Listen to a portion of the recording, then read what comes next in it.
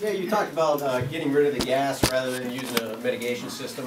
How is that done? It can be done a couple ways. One way is you'd find out the pathway in. Sometimes the pathway in for the gas would be, let's say it's a well that's too deep or deep. You could actually go down and seal the bottom portion of the well, add some gravel and cement, and put a pack there. And it seal the gas from coming up in. So it depends on the pathway. The other way to mitigate it would be, it's called a gas shroud. And it's something you put them over the pump. Sometimes you see these in, there's things called sand shrouds for sand. So this is a gas shroud. So what happens when, let's say we have a well that's about 300 feet deep, and the gas at the surface is 26 milligrams per liter. That's the concentration of methane gas at 1 atmosphere. 300 feet down, that gas concentration is probably about 250 milligrams per liter, because the pressure is higher, more can be in solution.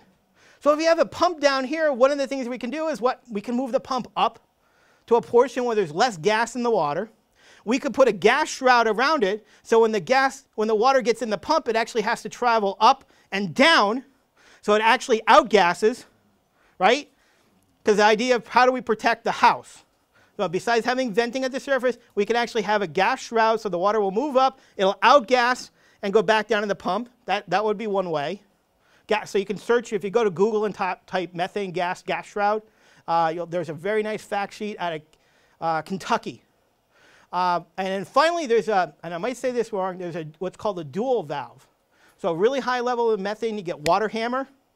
And I think a DOLE valve, and in a dual valve, you pump the water out, you actually send 1/3 of the water back to the well and 2/3 to the house, and that'll have issues of water hammer. So you don't have that problem. So ways to mitigate without putting long-term treatment in for a house. Is it the final solution? No, but it does do a lot, and I think the cementing would do a lot. We just don't do it. So that's one of the reasons I'm working on that fact sheet. Does it actually get rid of the majority of it, or? No, you can actually get rid of quite a bit. I mean, because again, we want to get down to the actual limit for the water going in the house, and then there's nothing wrong with venting. Yes? If the methane comes out of your tap, they say it's not toxic. Are you actually drinking it, or is it a gas? Does it go up into the room, or? Methane outgasses if you pour a glass of water. And the bubbles form, and it starts outgassing in under 2 minutes, it's methane. Now, let's be all honest. How many people have methane in this room? All your hands got to go up. Okay? The issue with methane, it's an asphyxiant. It displaces the air, and it's flammable. So we all have methane in us, so that's not the issue. The issue is that if the methane, for example, a lot of the older houses up here might have the well in the basement of the house. So if you have the gas accumulating in a confined space, that's an issue. But if you have it, coming out in your tap like that, the issue is trying to get it to vent at the well, so you don't have that explosion hazard right there, or flammability hazard. It's not something that's a health hazard that you're consuming. No. It's mostly an explosion hazard. Yep. Yep. Other questions? How would you get rid of like the high concentration, say, of barium or manganese? Barium is really easy to get rid of. Manganese, they're typically water softeners. And you could, if you're on, well, no, I mean, that's the typical. There's also some resins, Burmag resins, that'll take that out. And no matter what you do, you're always going to exchange for something. So it might not be sodium. It could be potassium to do that. You don't want to jump to a water softener. I mean, not a water softener, a reverse osmosis unit. That's probably the worst water to drink, is RO water, because there's nothing in it. Right. And there's nothing wrong with a little bit of calcium, magnesium, and all those things. We need that. So, I mean, I'm not a big advocate for drinking softened water. Even in the book, you'll see that where we talk this section on hardness. I'm a big believer in drinking moderately hard water. It is actually good for you. It's the aesthetics, iron, manganese, cause those secondary, where we're all used to having white toilet bowls. We don't want them to be pink or light red. For some reason, that's bad. Don't care, but. Other questions? Water softener in my house. Yes. I had iron very bad. Now one well that I have had so much iron in that they couldn't take it out. They wouldn't even put it in because they said there's too much iron. Right. No, there are other treatments. besides water softeners. You'd use a water softener within a certain range, and only if you don't have iron bacteria. And that's another thing that happens with water treatment guys. A lot of water treatment guys will go in and do a bacterial test and test for iron and manganese and a couple other things and say, hey, you got no bacterial problem, you're okay. You have an iron issue, we'll throw a softener in. And in fact, you have an iron reducing bacteria that doesn't grow positive during the total coliform test. And what you actually have happen is a bacteria growing in the softener, and it never works. Another way to treat iron like that really high could be ozone. So an ozone system would take that right out. Actually, would also control the bacteria. Well, we drilled another well, and a long ways from the house, the other direction. Did that help? That had some iron, but not as much, but we did put a softener in, and that does take it out. Good. But we have methane, and in the one that doesn't have as much iron, has arsenic. Arsenic. And it also had sulfur. Sulfur. It Again, stinks. with sulfur would be, there's another bacteria, sulfur-related bacteria, that'll be that sulfur. But you know, again, if you need help, you can always call. I do a lot of stuff for homeowners for free where I'll come out and chat. We'll do, you know, come out with the sulfur bacteria test to see if that's an issue for you, to get that resolved. And if you do have data like that, please, down, please. I really could use it. He came to check my water because of the methane. Yes. At the time the well blew up. Well, good. Demo. Well, send me their data too. I take their data also. They never sent it to us, but Oh. they told us that the methane was so high in the one that had so much iron in. It's in the corner of our cellar. It was Right. put in 45, Right. so, Did you abandon it?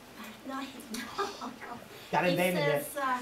he says, then you don't have a furnace in your cellar with not having that much methane in your furnace in there. And I said, oh yeah, I have 2 furnaces. And it had never been vented.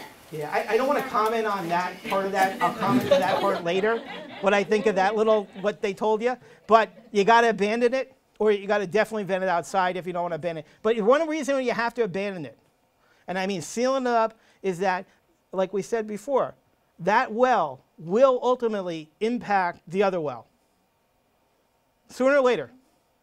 Okay, because when we pump the new well you put in, it's getting water from all around it. And it's going to pull water from where that old well is. It has to be abandoned. It's not hard to do that, you know. You could get some bentonite poured down, or, you know, it's not something that's outrageously difficult to do. But I'm happy to chat if you need some help. Give me a call. Whatever you tell me is always confidential. We use that water in the garden. Well, that's fine, but then if you use it, but vent it so it doesn't go in your basement. We vented it Yeah, out. get that outside and get it up. I went to a house that told me they have a system that they vent the methane, and I asked them where the vent was. They said, oh, it's right underneath the front porch. I'm like, wait. I said, okay, I got for smoke. One right over here. If you have a well that has been contaminated, are you telling me that within a short, like within so many feet, you can drill either shallow or deeper, and it would no longer be Oh, yeah, sure. It all depends on what it is and the issues. So even though, because I think of it as a river down there. No. No. I want you to think of groundwater like this. Look at the floor. No, I'm serious. Look at the floor. I don't want you to look at me. I'm fat. I don't want you to look at me. But notice when the blocks come together? Yeah. Okay? That's the equivalent of fractures in rock. Okay? Okay. If we drilled in the center of that square, I got very little water. And water's been in there, it's stagnant, it might have iron issues, all these other things. If I drill where the things come together, right? That's a fracture. If I drill on the side where 2 of them come together, I get more water. Water is moving along that boundary. If I drill where the squares come together, where I see 4 intersect, I get lots of water. All right? So it depends on where you drill. And finally, remember that vertical. Is the well being impacted because I drilled a 300-foot well and put 20 feet of steel casing in it, and there's a whole zone that's fractured? That every time it rains, all this stuff goes like this? So there's a couple things to take into consideration. But yes, you can do that. I've actually fixed wells that are, for example, the new Lackawanna College, I think it is. They have the new drilling school in Montrose. I'm the one that rehabbed that well. I ended up putting a sleeving 60 or 70 feet of casing inside that to fix a problem with the casing. to make that potable water. So you can do it. There's a well that has high sulfur because it was drilled too deep. Sure. And it's about 500 feet from my well, mine's above theirs, that can migrate towards Sure. the inlet. I have one project right now where I have an activity that occurred here. I'm not going to say what it is because it hasn't hit the press yet. There's an activity occurred here. I have a private well uphill, and I got private wells down gradient. What well do you think has the highest level of contamination? Why? Because the rock actually does this. Dips right towards that well. This is topographically downhill. This is where you think groundwater, the actual regional groundwater flows this way, but as the water recharged, it hit the rock and went this way. So that it depends where you are. And it all depends on construction. I mean, our wells are only as deep as the casing that we have protecting them. So a 500-foot well with 30 feet of casing, in my opinion, is 30 feet deep. Period. Yes? Yes, you. Yes, with the hat. Okay. We have a well that, when we moved in, kind of, I mean, they tested the water just because we were moving into the house 8 years ago. And they said, yeah, the water's okay, you know, you can drink it, blah, blah, blah. But it stunk, tasted terrible, and the whole deal. So we put an iron filter and a water softener in. And it actually kind of made it pretty decent. I drink it all the time. Okay, good. Did we get rid of anything, or is that just camouflaging something? It depends on what was put in. The odor would suggest to me that the odor would normally suggest to me there was a bacterial issue related to those nuisance bacteria. Well, I used to throw Clorox down. Yeah, well, somebody told me to throw Clorox. You're probably managing it that way. The easiest way to see if you have a nuisance bacteria problem, there's two ways of doing it. You can send a sample to me, and it's $60. Or you go take the toilet tank, the reservoir off the toilet, put your hand in it. If it's black, red, and slimy, you got them. So you send me $60, or put your hand in your toilet tank where the reservoir is, and feel for yourself. If it's clear and slimy, that's slime bacteria. But yeah, as long as the odor didn't come back, then you're probably fine. Now, did it help if you put a softener in? That'll reduce iron, manganese. It did. We put an iron filter, and then you know, and you get that jar or whatever that stuff is. It got 4,000 poison labels on it and everything. You know. Well, I do. You know, I didn't read that there. That Pepsi, right? Whatever they call it. And then the water softener after that. Okay. And it seems to have taken care of it. And again, there's now one of the things that we do also do is I do my the water-research.net site is actually I do work worldwide there. One of the programs there was we have an informational water testing program where you can go there and actually mail order a sample to your house, a kit, have the water tested, mail it off to a certified lab. It's not for certified baseline testing or anything like that. But if you want to just track change, see what the water quality is like, typically the price point on that is a test that you pay maybe $100 there and did mail order. Certified would probably cost you $400 or $500.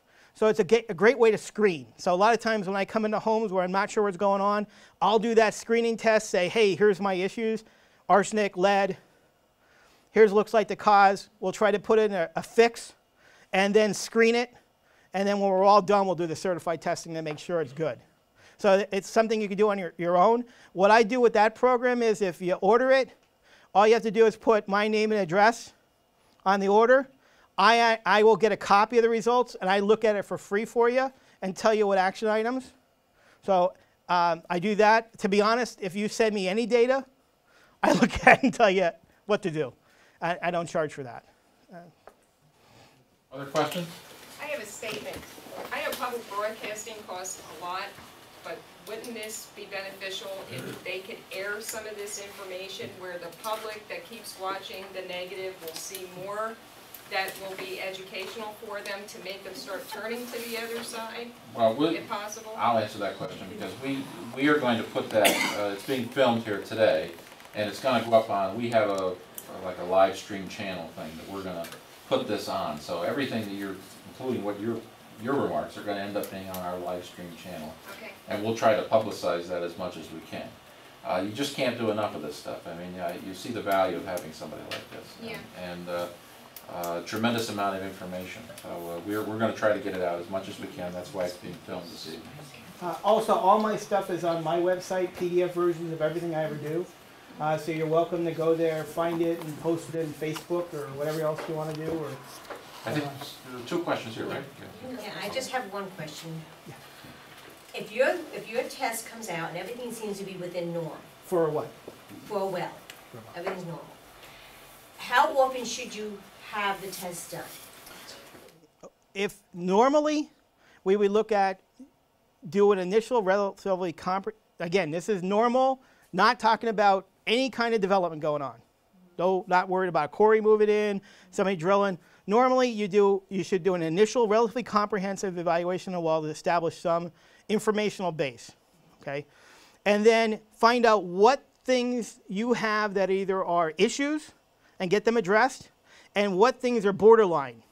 And then on an annual basis, you should evaluate if you put a treatment system in, that the system's working, and check the things that are borderline on an annual basis. Now, if we're talking about certified baseline, again, test now.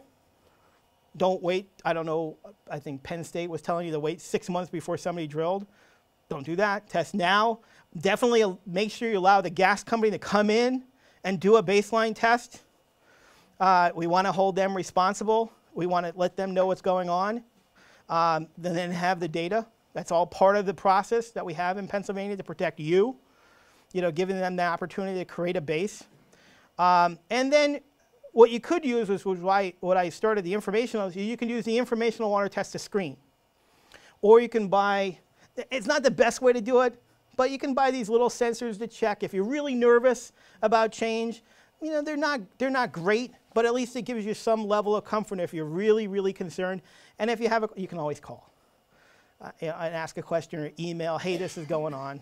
I'm always happy to help. Let me ask you a question, Brian. Yeah. You mentioned glycols, which can come from windshield washer fluid, and Sure. obviously could be associated with a junkyard or something. Yeah, oh, absolutely. Now, assuming that you had a situation like that, how far can that glycol that comes from something as simple as windshield washer fluid, how far can that travel once it's in the ground to a well? Typically, groundwater moves very slow. So normal groundwater movement, when it's not being pumped, you might, in a year, might move a foot or 2, 3 feet, for the groundwater aquifer, deep groundwater aquifer. Near surface, because of, let's say, fractured rock, things can move really quick. And that was a pathway that Penn State showed bromide move, where it could move 1,000 feet, because the rock is really cracked. And the reason why it's getting in is because the rock is really cracked, and the casing isn't there, so it goes right in the well. So shallow fractured rock will flow just like a stream. So something goes in the stream, down gradient as quick as that water is moving. So it can move relatively quick, and a lot of the times it moves quick, and it can move quick in the groundwater because it's short-circuited, because it hits the casing and goes right down. Did I answer that? Yes, you did. I have another question. Oh. On arsenic. Yes. We know that the EPA raised an issue about arsenic, and as it turns out, the highest number they had was actually trucked in water. I didn't know that. It was not well water. Kind of humorous when I found that out. But what I'd like to ask you is, how common is it to find out that a public water supply might periodically have a high arsenic level? Well, one of the things I showed you in the data set for private wells, pre-drilling, I think it was 6 or 8% had high arsenic, not detectable. So all those percentages didn't say weren't detectable. That were levels above the drinking water standard. So easy 6 to 8%. I actually have a website on arsenic at water-research.net, arsenic.htm. You can go there and actually see the percentages, but it's at least 5% that have that above the drinking water standard right now. If you have an iron problem, it typically is associated because the arsenic will co-oxidize with the iron, or bind together with that. But even a public water supply Yeah. can occasionally have arsenic problems. Can have arsenic problems. What I thought was really fascinating was I was looking through, and the northern part of New Jersey, now New Jersey for some reason has a lower drinking water standard for arsenic of 5 part per billion. Okay, so 5 part per billion is 0.005. Our standard's 0.010. 30% of private wells in the northern part of New Jersey have arsenic above their state drinking water level. Man, where are we going to make all these places Superfund sites? I mean, really, I think there was just a lack of understanding of the data and the issues. That brings up one, I'll ask one more. Because there was two other things were mentioned, the manganese Yes, and the sodium, yes, and in the EPA report. Yes. In your opinion, based on what you saw in that EPA report, did either of those rise to anything that should have caused a concern to anybody? No, I mean, from the data we have in the database, iron and manganese is a normal problem in the area. Actually, I showed you some high levels. I mean, from the data that I showed you out of this 1984 study that covers the upper part of the Susquehanna River Basin, you know, it has 33% of wells in the Catskill Formation have manganese above the drinking water standard. 25 for iron, above the drinking water standard already, and 12 for chloride. There is actually no standard for sodium. So again, again, part of here, you know, I don't want to say things don't happen, but I think it's important, which is one of the reasons we started the citizen database, is to say, hey, this is the problem we have. And also to raise the attention, we have a problem that's not related to any permittee. One of the things in Pennsylvania, if you can find a problem and tie it to a permittee, you can make the permittee fix it. But if we have problems that aren't tied to a permittee, we as a community have to decide it has value to fix it. This is something that has value that needs to be fixed. The first approach they're doing is private well construction standards. That's not going to fix all the private wells that are out there that are poorly constructed and conduits of contamination. That's not going to fix that. The only way they're going to get fixed is some grassroots down here saying, you know what, this is important to us. So that's part of my message. Hopefully that part comes across also. Very good. Other questions from other? Yes. If the person who lives up here, who's contaminated well, are they obligated to tell the person who lives up here? No. That's Nope. terrible. There should be a law. Well, right now, private I wells. live up there. I don't know if I'm the one now you're talking about. And Sorry about I it. think if you look at the beginning of my talk, the bottom part was what? You know, working as a community. And that means also, you know, hey, we got issues, how to fix it, how to solve it, and making that a priority, because it is a priority. That's why, again, when I've talked to royalty owners where they have springs on their property or shallow wells, you know, plug that up. That's a pathway. You know, if you really don't need it, get rid of it. Put a properly constructed well in. You know, I'm not telling you to go out and fix your neighbor's wells, but you know what? We could put in place a program that does help that. There is funding from the federal government to do microloans. Actually, we did, the nonprofit I worked on, we had a microloan program. It just happened to come out in the bottom of the recession, where we could actually give out a 1% loan to people to fix their wells, and they could pay it off over 20 years. It just happened to come out when people are like, well, I don't have any value in my house. I got enough problems, I don't have a job. This is the least of my worries. My water actually looks clear no matter what the tests say. I ain't worried about this. I'm worried about feeding my kids. But, you know, again, the lifestyle we live, we all of a sudden start saying, you know what, we don't want to live down here. This is the bar we want. You know, and I think when we live in a state where half the people drink water that makes them sick, that's bad. You know, I mean, you guys don't know me, you know, and you might, you know, I'm a long-haired Republican, that's what I call myself. You know, I want to be allowed to do whatever I want until it affects you. This is an issue with me. This is about one of the only issues where I want a foot in that game, because helping somebody else here helps me, helps you, and we work as a community. There's not too many things I really believe like that, but this is one. Okay, in the back. So, before the gas industry came in here, how far along were we into detecting all these problems that is actually in everybody's water around here anyway?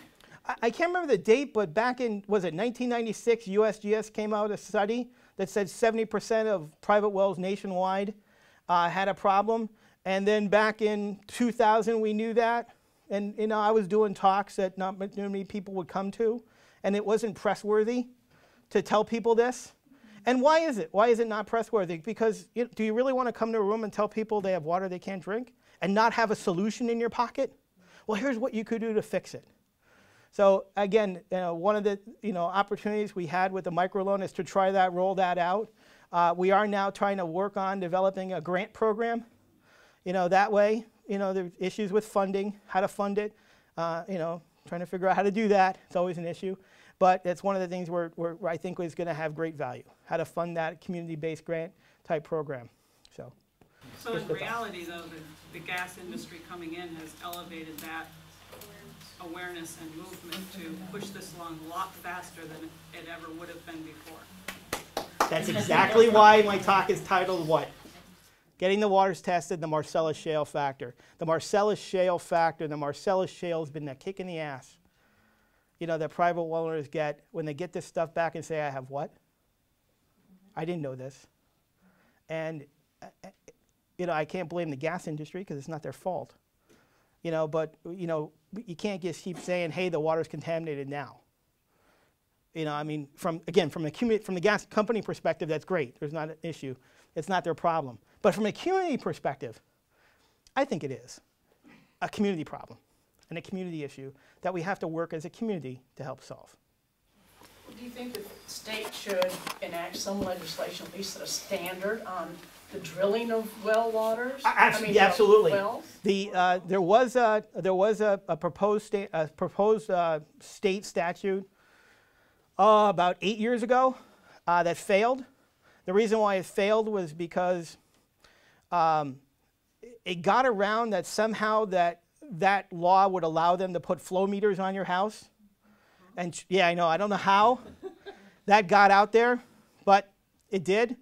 And so what happened was, because of that failure, we had what was called Act 220 was created. In Act 220, one of the recommendations is private well construction standards, and it specifically states in the act that you will not be permitted to put flow meters or charge people for water, et cetera, just to kill that. And right now there's a new push for that. I think it's House Bill 1855, I think. You can email me and I'll tell you what it is. But that great legislate, we need that. But again, that doesn't solve now. Okay, that fixes all the new wells that become replaced, or it fixes new wells being drilled, but it doesn't fix the problem with the wells now. When was that acted for new wells? It hasn't been. It's still working its way through committees. Okay. And right now it's actually very generic. It basically says, we think it's a good idea to have private well construction standards. We don't know what those are, and we're going to leave it to some other group. Let's vote on it and say yes. That's basically what it says right now.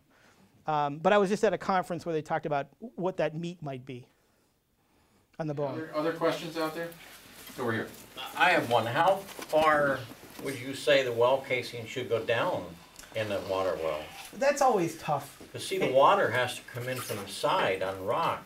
Well, They usually go down until they hit solid rock, and then they quit casing it and let the rock be the case itself.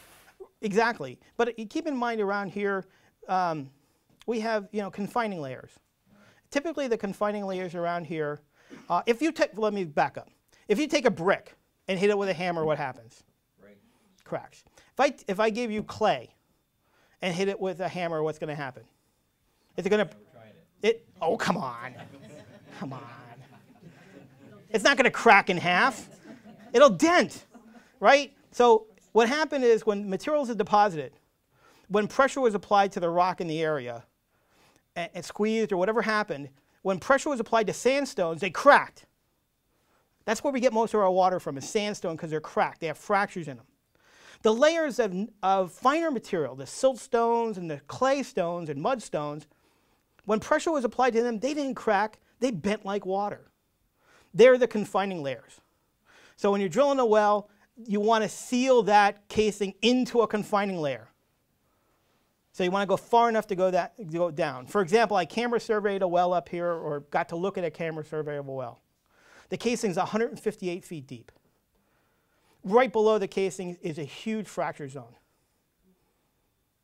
The water is further down. When it rains, you can actually hear the water cascading in 158 feet. This well has tons of iron bacteria. Why? Did the casing need to go deeper? Absolutely.